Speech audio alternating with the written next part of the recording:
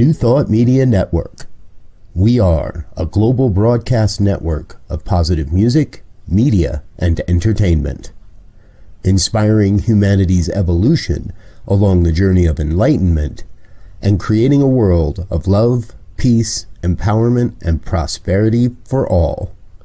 New Thought Media Network. Positively inspiring.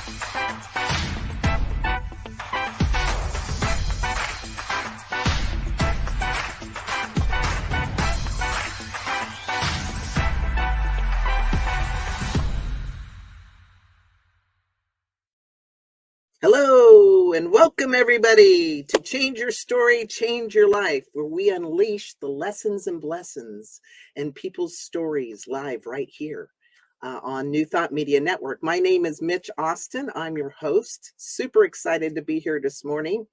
I'm also a practitioner here for over 10 years, a ministerial student, and I started a company called Speak, Teach, Inspire.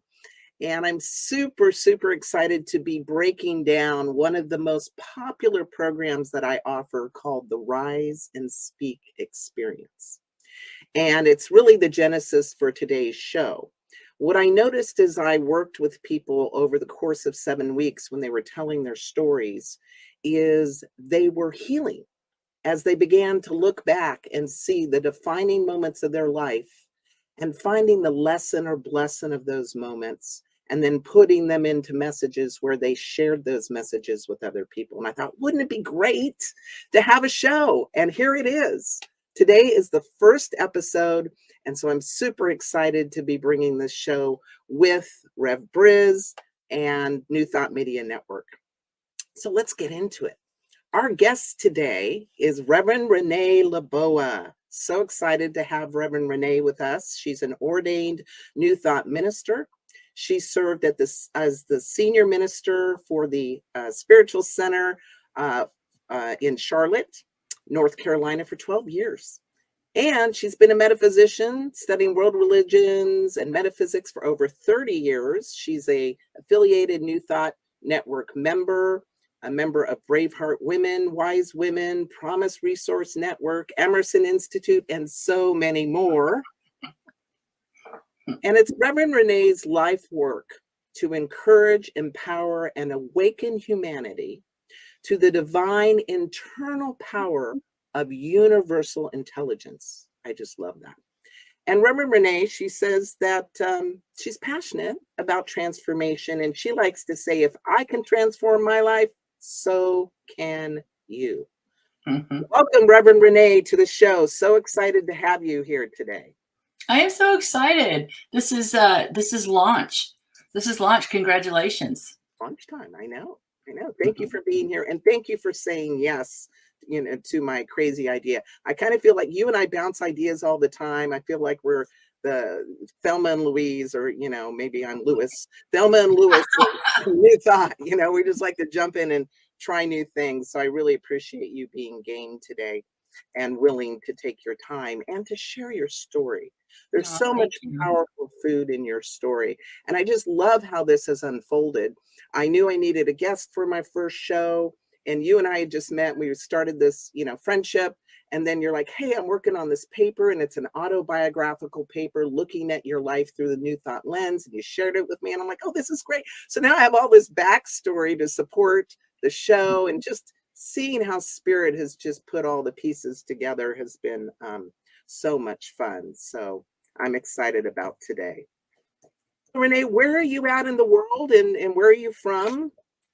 Wow. I'm in Charlotte, North Carolina. I've been here almost 20 years. And if you had told me before that I was going to move to the South, I would have never believed it. I'm from California originally, and quite a different environment. And I moved here a week after 9/11 and traveled all the way across the country through all kinds of military towns. And it was a journey in itself anyway. So we're in the depths of summer here, and it's like a hot swimming pool all the time. Well, you don't look like you're breaking a sweat at all. You know, when I read the paper that you wrote for your master's class to get your master's, 70 pages, Yeah. I was blown away about your journey, your story, having risen from abuse, addiction, homelessness, to become a minister, to be a force in the New Thought community. Many people know of you. You do a lot of work in the community. And to witness that journey in that paper was so powerful. So I kind of wonder, Renee, if your life was a book, what would the title be? You know, it's interesting because it keeps changing. While you were talking, I wrote down, "This is me defined." And basically it's kind of like, who knew? Who knew? Is that it? Who knew? Yeah, let's pick that one right now. Who knew? Awesome. I love it. Right? Who did? I guess God did, right? Or Spirit had a plan. Yeah. So in this book, what chapter of your story are you currently in, and what are some of your dreams and challenges? Well, I would say that I am in the sculpting phase. I would be on the chapter called How to Sculpt Your Avatar. Ooh, tell me more. How do you sculpt your avatar?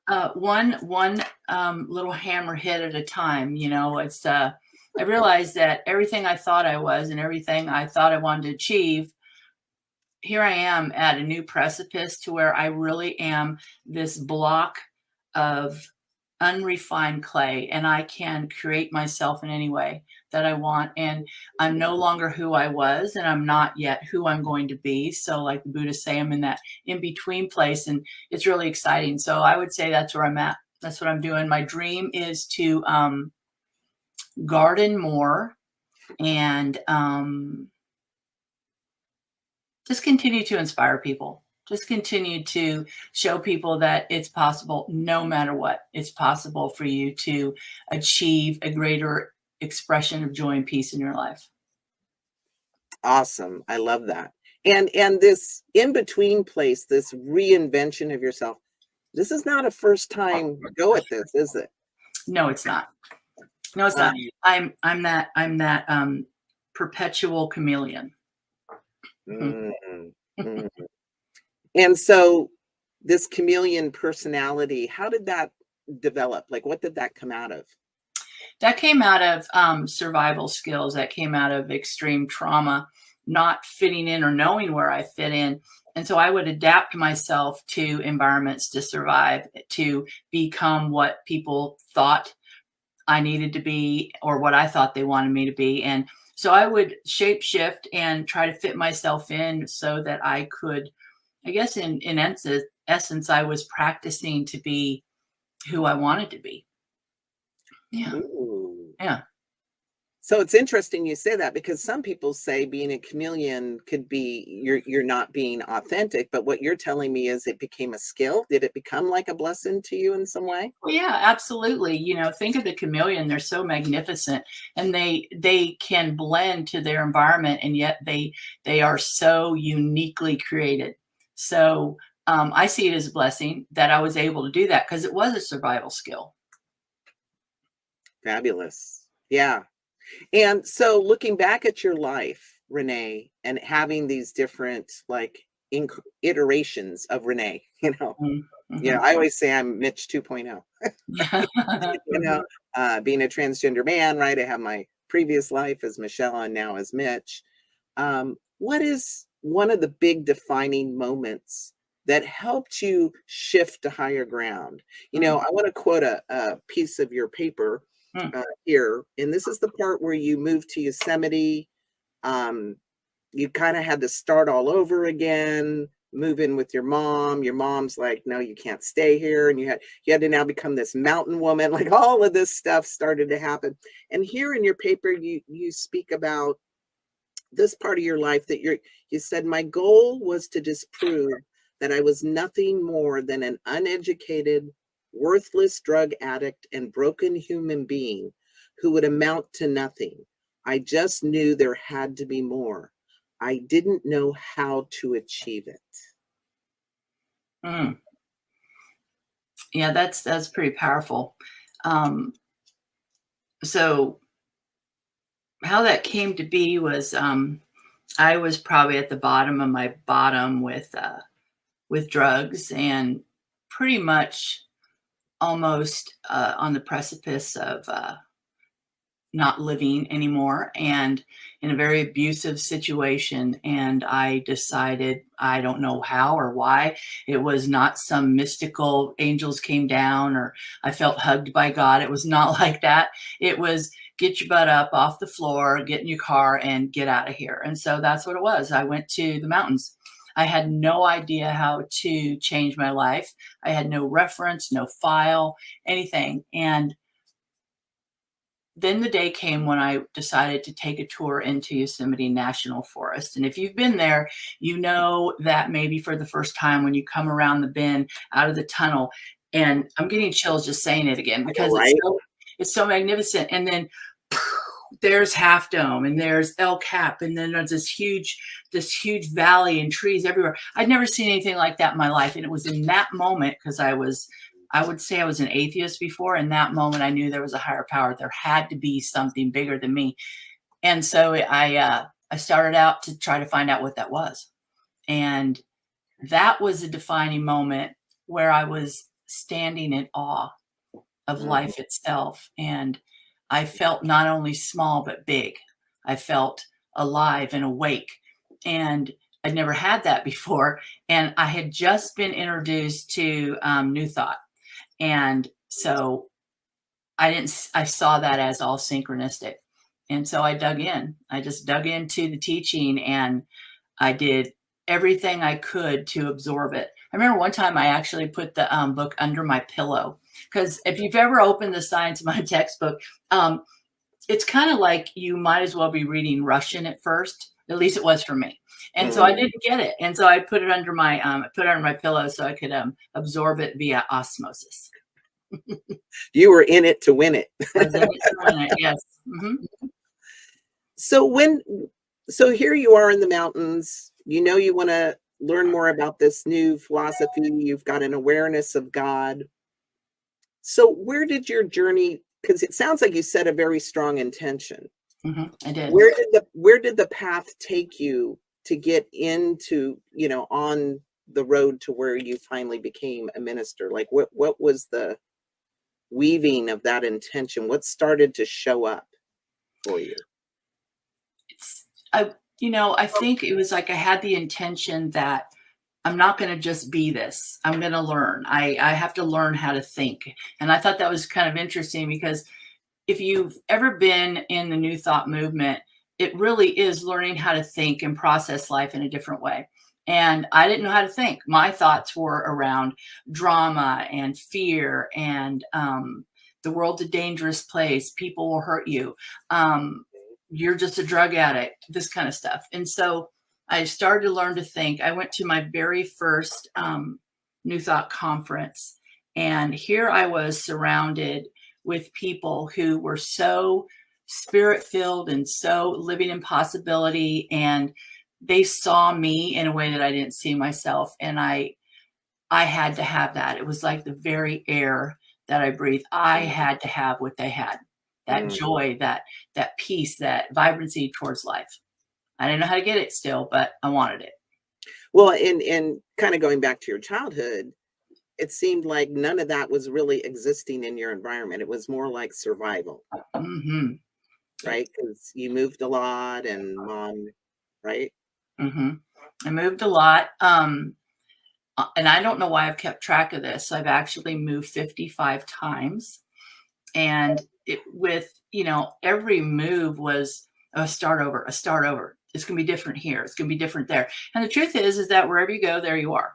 And that is very true. I mean, it's interesting because unless you adopt a new idea, you're going to keep recreating what you know. And so you have to insert a new idea within the thing that you think you know.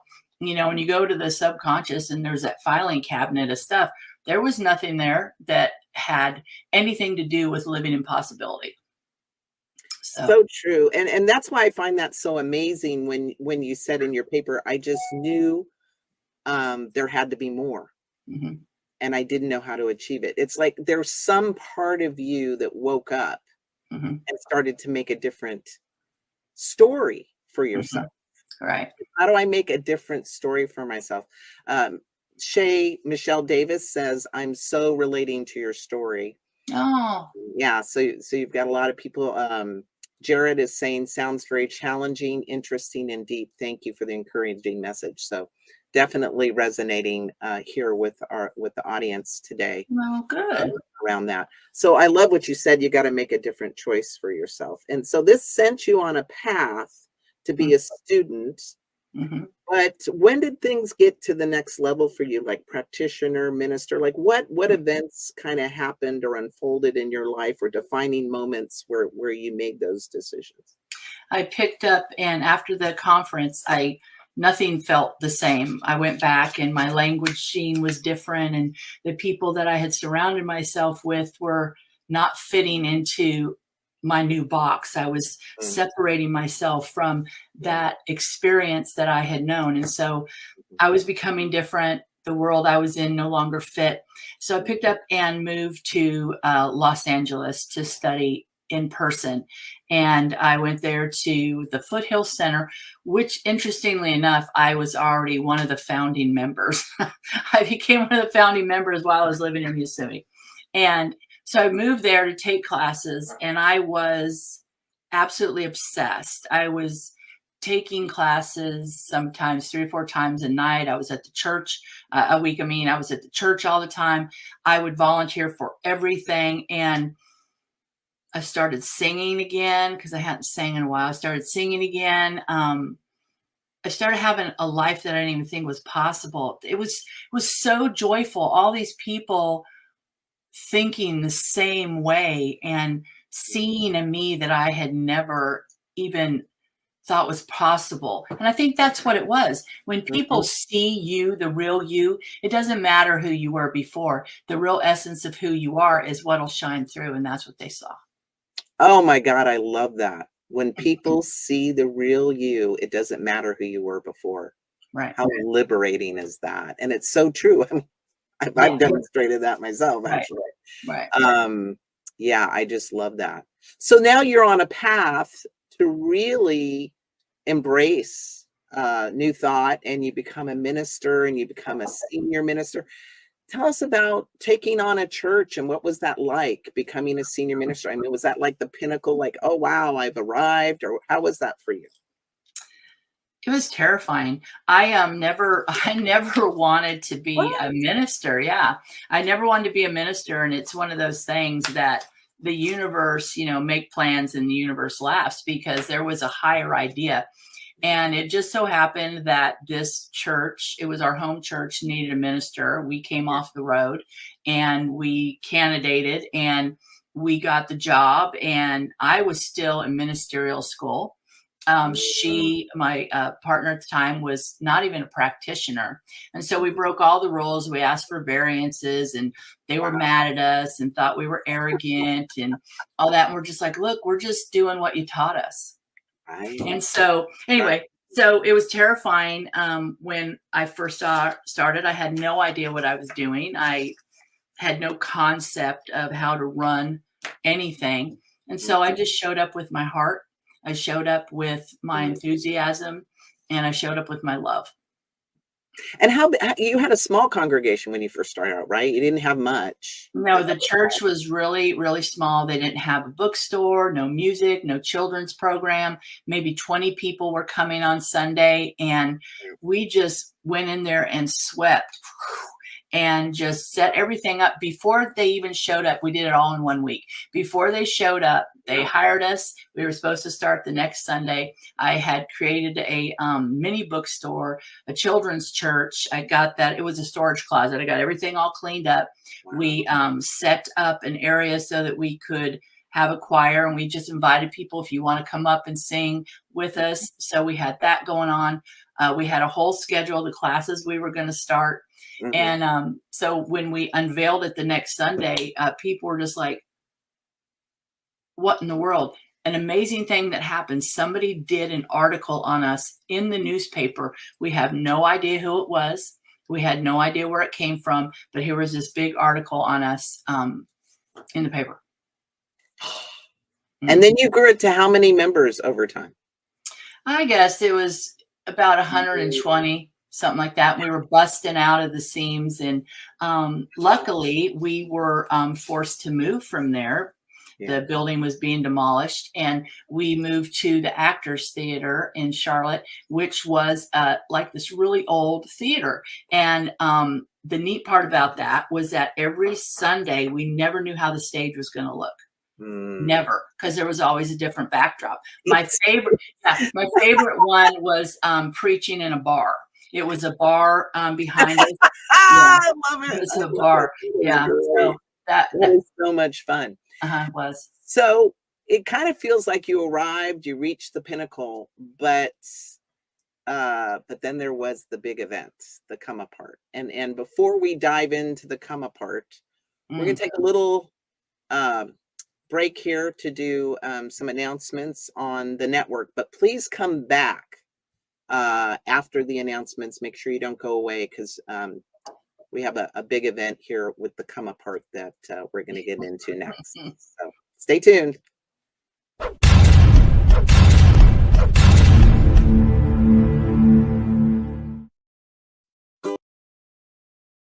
I was made in the image.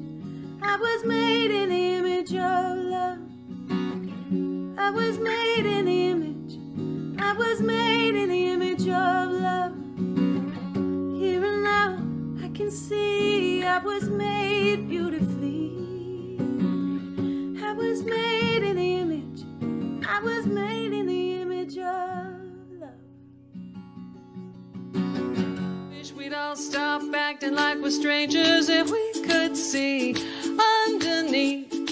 We are one family, and it don't matter where you come from. Every heart beats to the rhythm of one love, one love, one love. Every heart beats to the rhythm of one love. Every heart beats to the rhythm of one. What if we could rise up?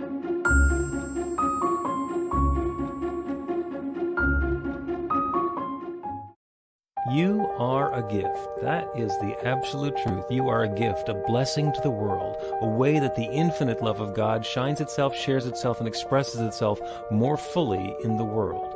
You are a gift and a blessing. Please take that seriously. Take it as your honor. Take it as your opportunity to be a light that shines for others. Be that bright light of God's love that's the truth of who you are, and enjoy it, because you deserve it.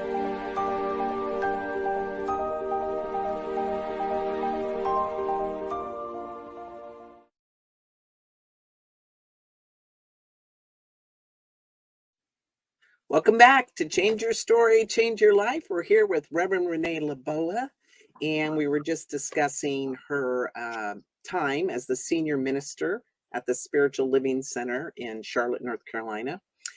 And so here you are, you've come from this place of, surviving, learning to be a chameleon, at one point being homeless, getting out of, getting the recovery, cleaning up your life, finding this, and then getting to the pinnacle, senior minister, growing this community from 20 to 120 and expanding into spaces. It seems like life couldn't have gotten much better for you. That's what I thought. That's what I thought. my new phrase is never say never and never say always.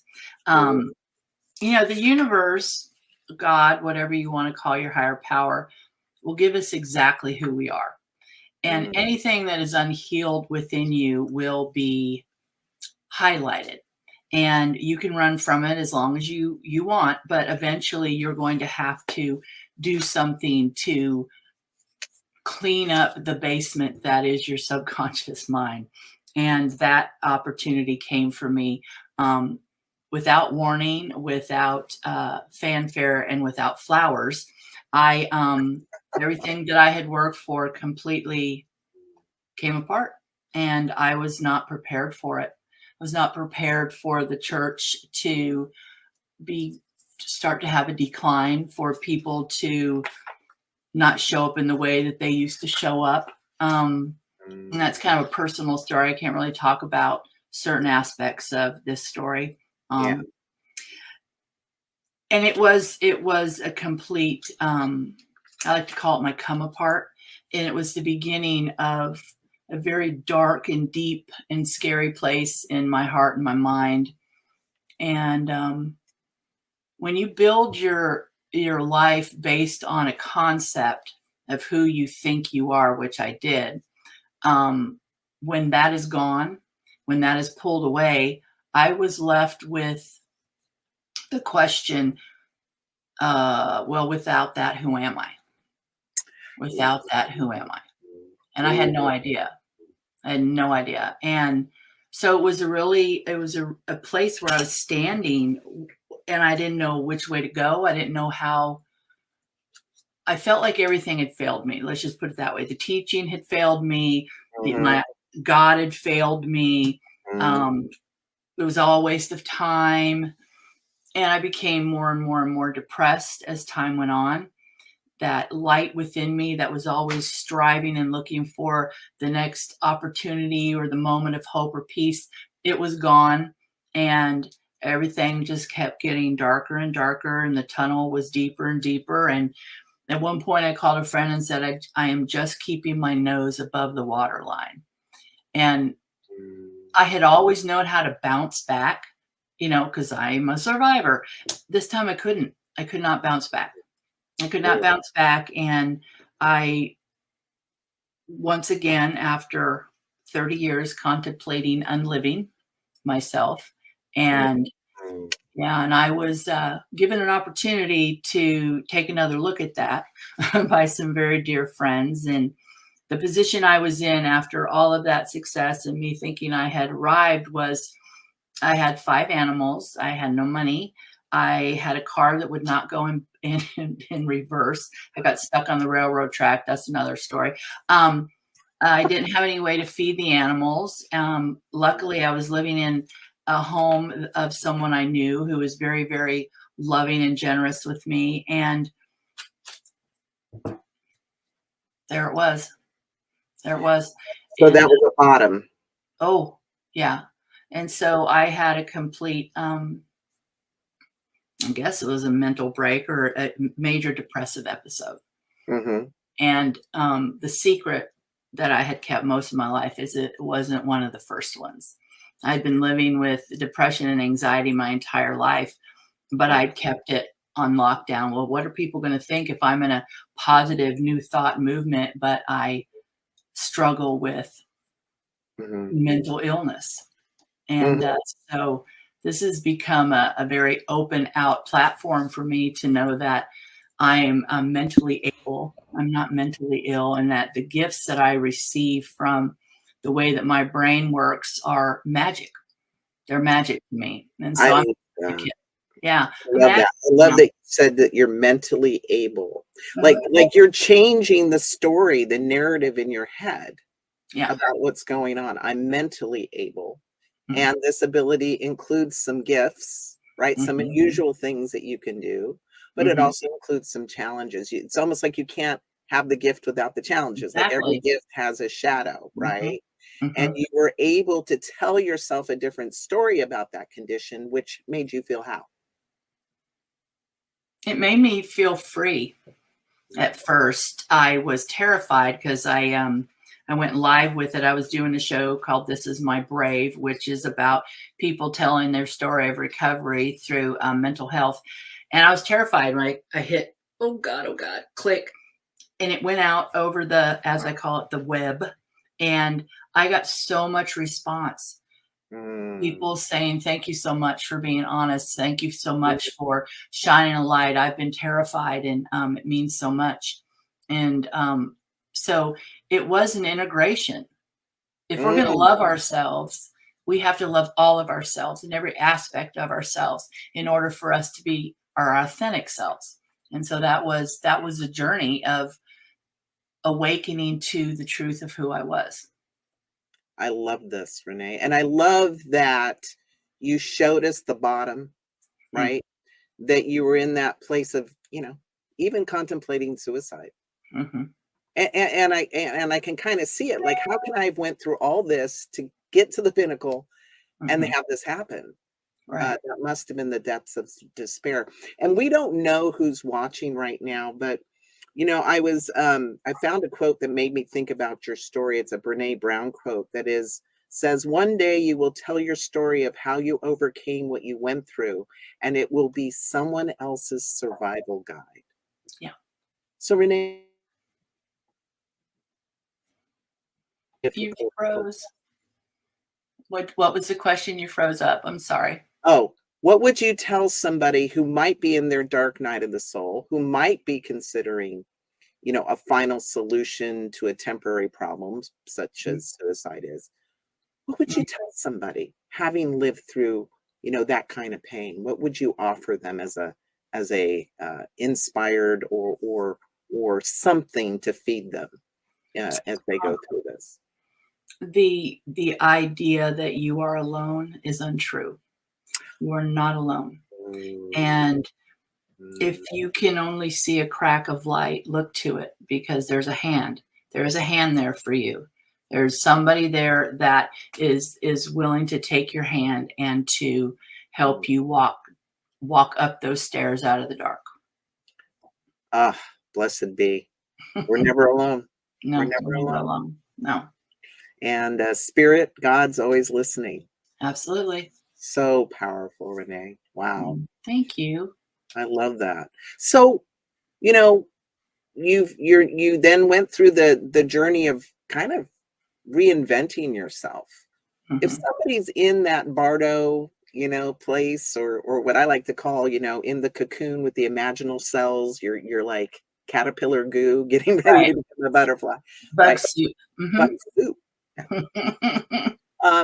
What are some of the things you kind of learned to do in that period that are helpful as you start to move into the next expression of yourself?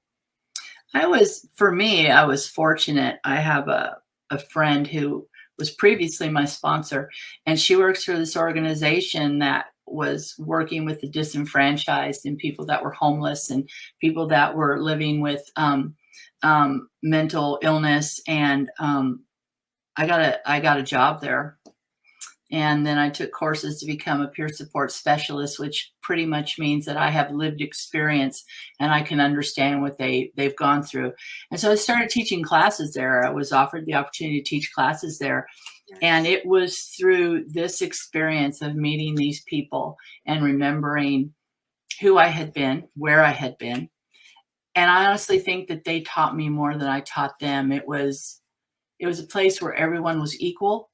And it was an opportunity for me to be in a safe place to rebuild who I was. And the thing about Bardo or that in-between place is people feel uncomfortable in it, and rightly so. But it's in that place, kind of like I talked about a minute ago, my clay, my marble structure that I'm making myself out of. It's in that place that you get to imagine and design where you want to go, what you want to do. It's all about possibility, right? All possibility kind of exists because you're not boxed into anything. It's actually one of my favorite places to be, but it's also one of the most unnerving.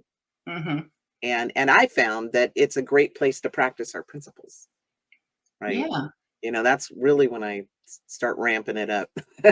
You know, most people are afraid of change. I know that I was. And, you know, when we begin to understand and accept the fact that change is inevitable, nothing stays the same. Nothing's going to be the same 5 minutes from now. And so that's the beauty. So this situation, it may feel horrible, it's going to change. And so then something else is going to come along, and then that's going to change. And so it's about staying the course. The journey is not about a destination. It's about learning to awake to your essential self, which is my new, kind of like my new journey. And not only teaching myself what is my essential self, but helping others to dig theirs up. Amen. We need more of that. Excavation. So you've done a lot. You've accomplished a lot. I know that you're a Reiki master, and you know, have all kinds of wonderful certificates and things that you've done. What are you most proud of in your journey? Well, the part we didn't touch on is that I officially have an 8th grade education, and I went back to school at 55 and got my GED. And then just recently, I got my master's in spiritual studies. Yeah, that's a big deal, because at one point I was illiterate. And so here I am doing these things, and I don't take any of it for granted. I'm different now as I show up and accept these milestones, and I'm humbled. I'm humbled by the world around me and the people around me. And it's a personal journey for me, you know, the degrees and all that. I mean, people say, what are you going to do with it? I said, I don't know yet. But what I am doing is I am having a new respect for myself in a completely different way, continuing to do things that I never thought I'd do. Awesome. I love that. It seems like you and spirit keep surprising you, right? No kidding. Small No like kidding. like, oh, look at that. Look, that just happened. Right. And I read your 70-page paper. I would have never known that you hadn't went through a full continuum of school. You are an amazing writer, and I hope and pray that you put that into a book, because the incredible journey that you've been on.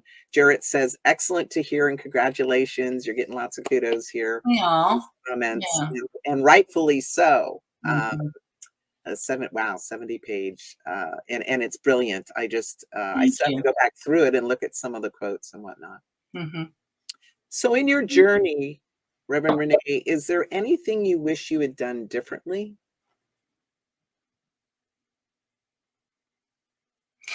I think most people would say yes to that. And my answer is no. Because every single thing, every decision, every turn, left, right, or straight forward, brought me to this moment.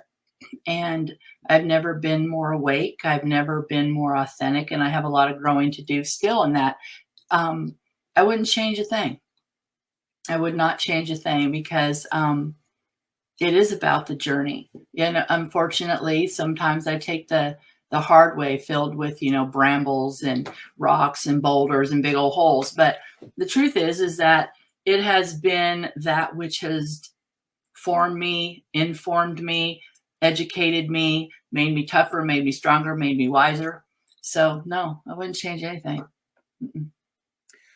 What would you say was that one thing, had it not happened, you might not be here today in front of us? What is that one thing that changed everything? That one decision, that one defining moment? The one decision, it's like a multitude of decisions, really. But I think the one decision, the first time when I found the teaching, the New Thought teaching, was this strong desire. I want to live. I want to find out what that means. I want to live. And the second one was, it's from a Monty Python movie. It just popped in my head. I'm not dead yet. So that's so horrible, but it's kind of like, you know, stop giving up, stop quitting.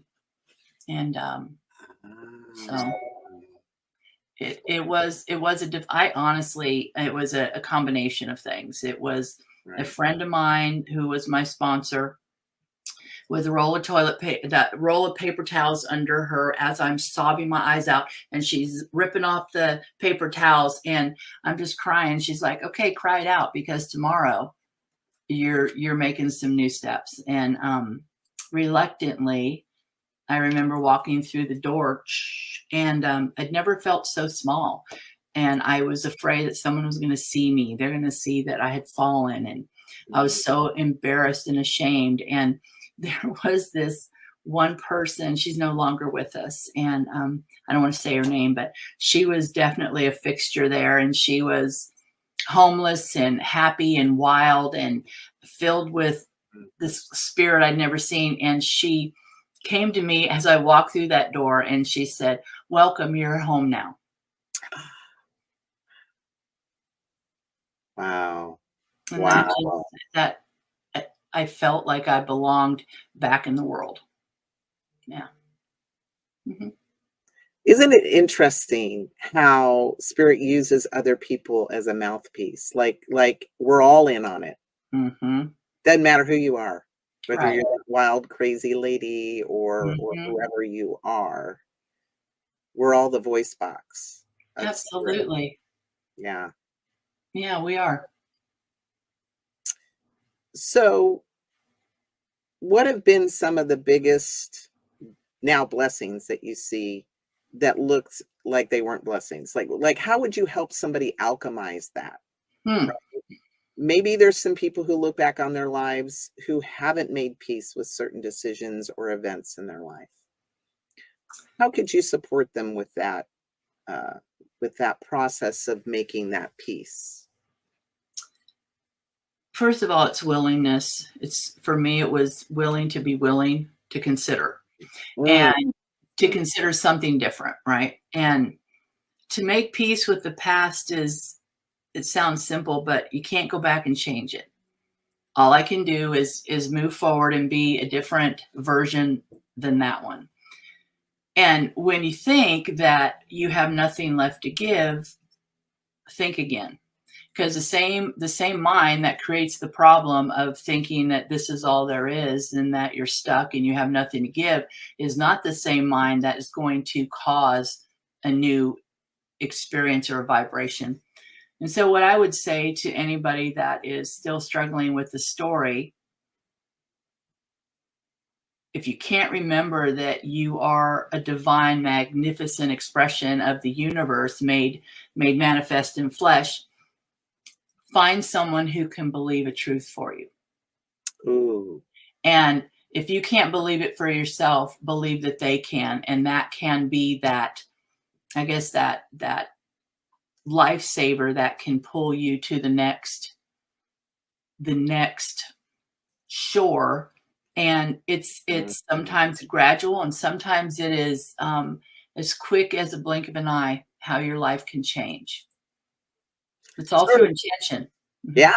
Yeah. Sort of like spiritual water wings, right? Somebody can give you spiritual water wings so you can get to the next like solid place.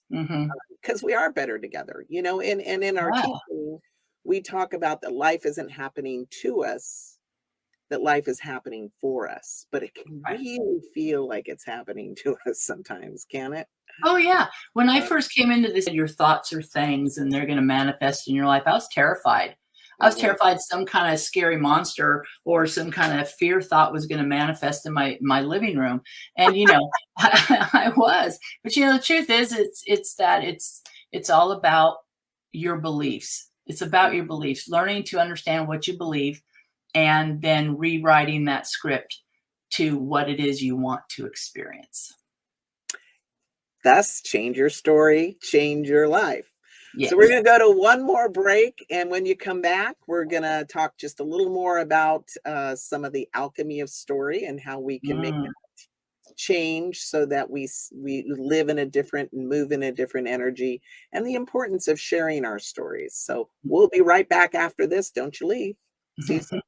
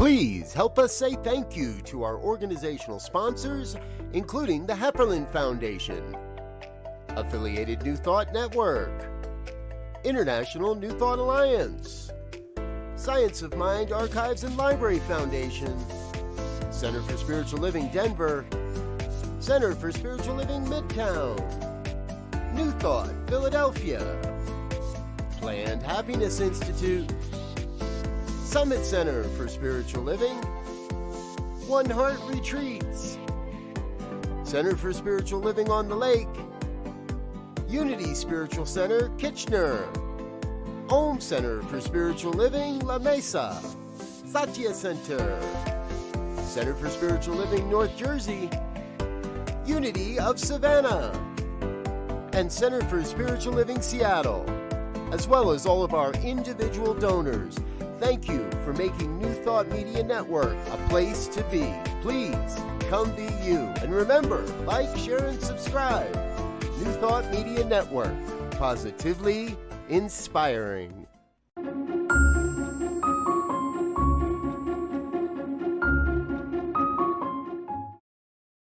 Welcome back to Change Your Story, Change Your Life. We're here with Reverend Renée Leboa, and we're talking about the defining moments and lessons and blessings of her life journey and what love, hope, and transformation we can glean from this. Now, big part of the reason I'm so fascinated with story, and so is Jesus. I mean, he taught everything in a story, right? We live in stories, we move in stories, we think in stories. And I believe that our stories are the medicine for the world. They truly are. But it can be hard. It can be hard to tell these authentic stories because you have to go there sometimes to places that, you know, you might feel nervous about sharing or unsure about how people are going to look at you. And so I'm kind of curious, you know, when you did the My Brave performance, what was it within you that helped you find the courage to get up on stage and talk about what is still a hot button subject, you know, mental wellness, which is the way I look at it, because there's degrees of it, and we all have degrees of it. Just like we have all degrees of bodily wellness, we have degrees of mental wellness. So Right. We're all going to be honest, right? Right. So what was it that gave you that courage to give your medicine up on that stage? And my hope is that it will also inspire someone to share their story.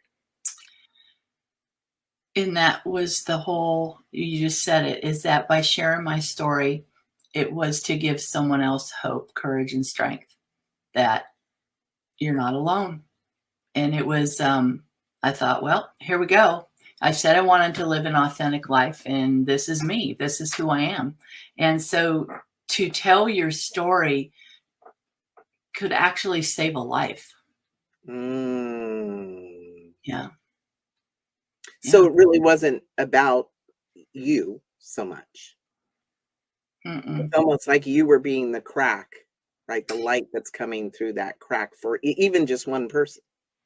Yeah, it was really scary. It's weird because, you know, I've spoken everywhere in the United States, pretty much, and some abroad, and that's never been an issue for me. I've never been nervous doing public speaking. I was terrified.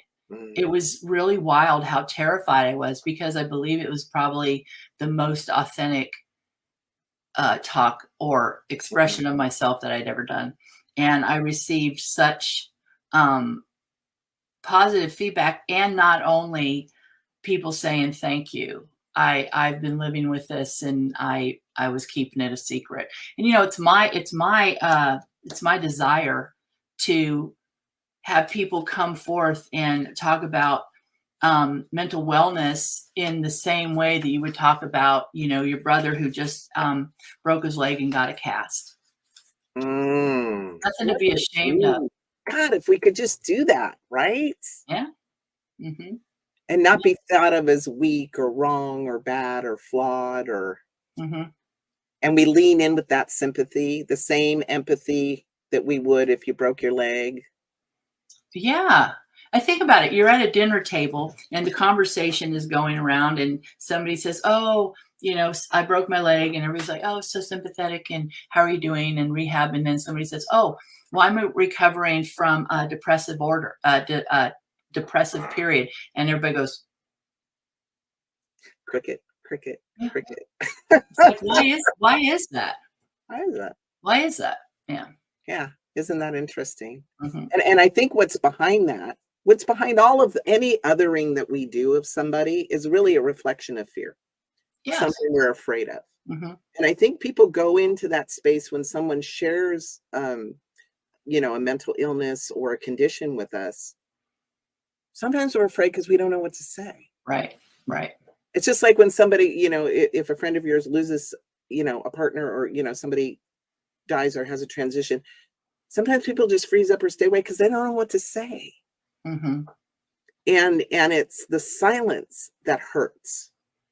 We Yeah. need to remember, even just the "I'm here for you" means so Mhm. much. Mhm. You don't even have to know how. Just Right. be there. Say, "I'm here for you." Mhm. Yeah. It's really important. I have found that if you just ask the question, how can I support you? Yeah. Or even to say, I don't know what to say here. I'm not skilled to have this conversation with you.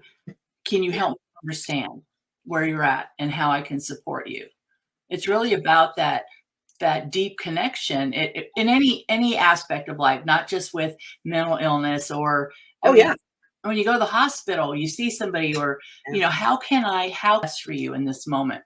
And I think that's what humanity is missing, or a big piece of what humanity is missing, is that separation between, I like to say that we're a global tribe, you know, and we're a cultural global tribe. And Yes. the only thing that separates us is the idea that we're separated.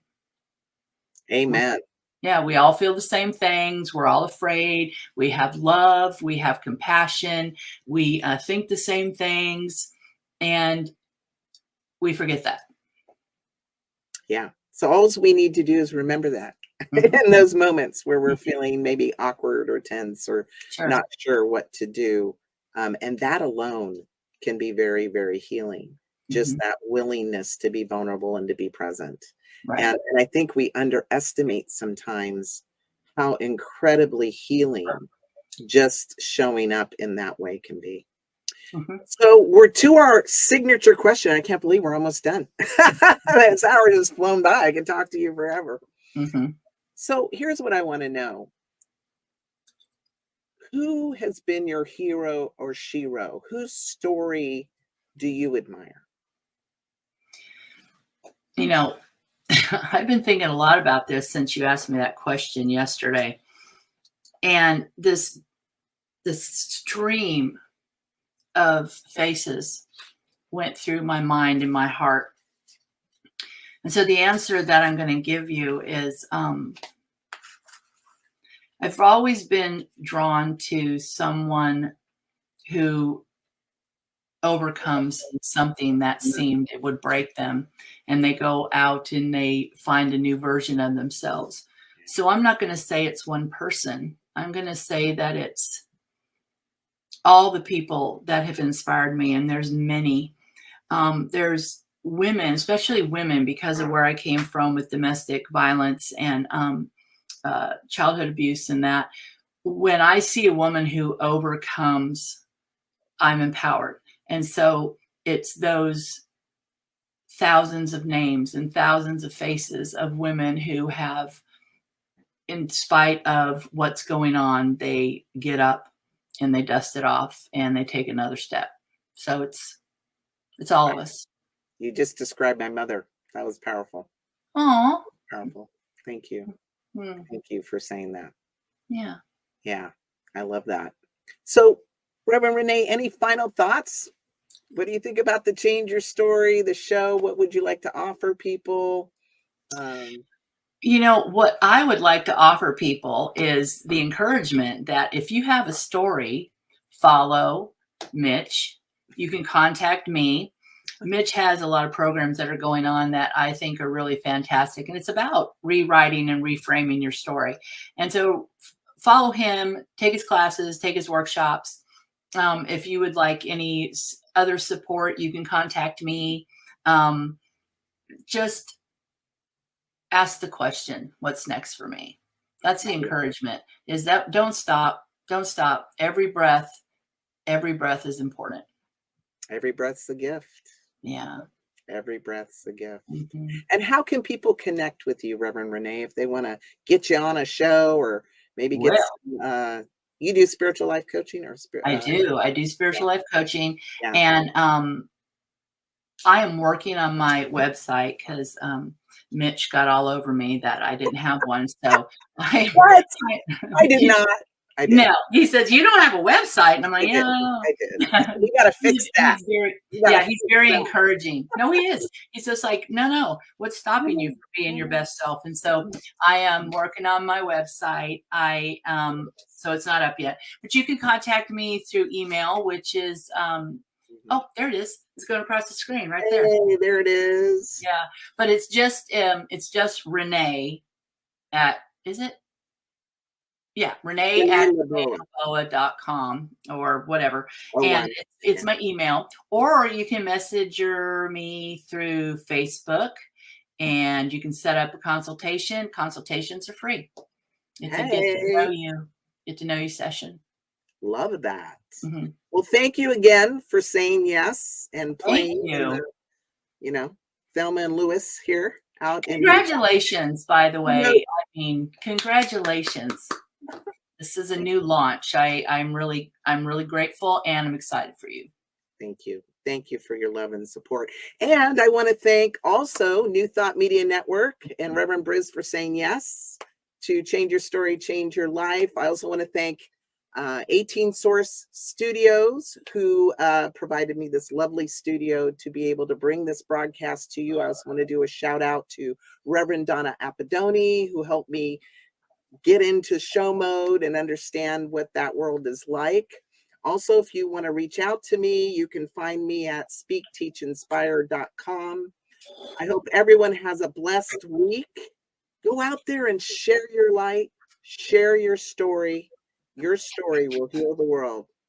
And I'll see everybody on September 6th. We have Leah Hertel. Until then, be well. Bye, everybody.